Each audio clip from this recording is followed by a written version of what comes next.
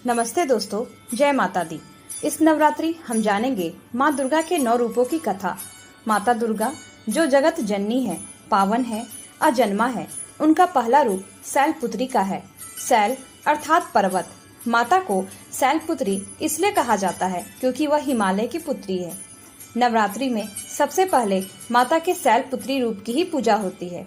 दूसरा रूप ब्रह्मचारिणी का है। ब्रह्म का अर्थ होता है तपस्या।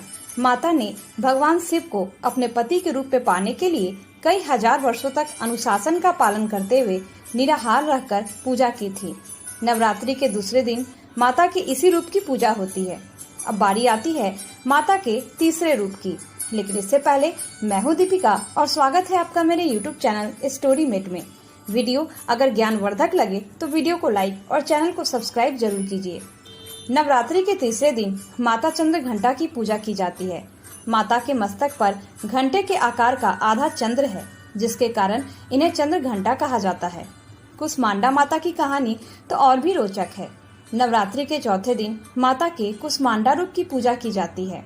अपनी मंद मुस्कुराहट के द्वारा पूरे ब्रह्मांड को जिसने उत्पन्न किया वह देवी कुसमांडा है।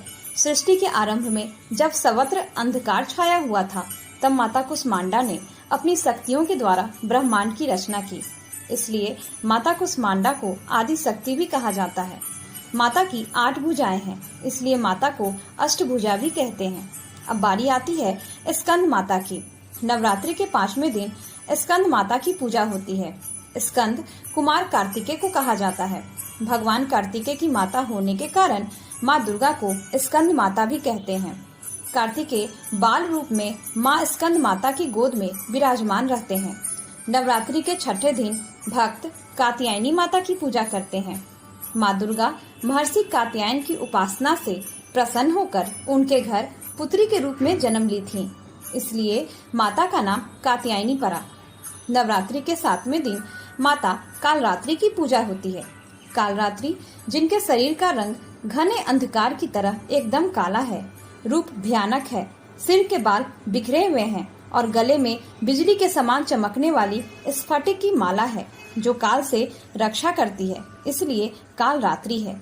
माता का यह रूप डर को भगाने वाला है। अब बात करते हैं माता के 8वें रूप की, लेकिन इससे पहले अगर आप इसी तरह की माइथोलॉजिकल सीरीज पसंद करते हैं तो सब्सक्राइब बटन प्रेस कर चैनल को सब्सक्राइब जरूर कीजिए। माता का 8वां रूप महागौरी का है। वह माता जिनका रूप पूरी तरह गौर वर्ण का है, आभूषण और वस्त्र भी सफेद हैं। माता का यह रूप शांति देने वाला है।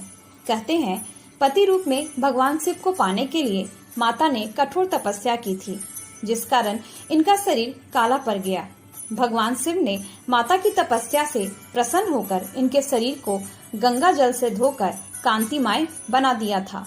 तब माता का रूप गौर वर्ण का हो गया और माता महागौरी कहलाई। नवरात्रि के 9वें दिन भक्त सिद्धिदात्री की पूजा करते हैं। वह माता जो सभी प्रकार की सिद्धियों को देने वाली है। कहा जाता है कि माता सिद्धिदात्री की पूजा करने से माता के बाकी रूपों की भी पूजा स्वतः हो जाती है। तो दोस्तों, उम्मीद है आपको माता दुर्गा के 9 रूपों की कहानी पसंद आई होगी। एक बार कमेंट बॉक्स में जय माता दी जरूर लिखिए। माता की कृपा आप सभी भक्तों पर यूं ही बनी रहे। जय माता।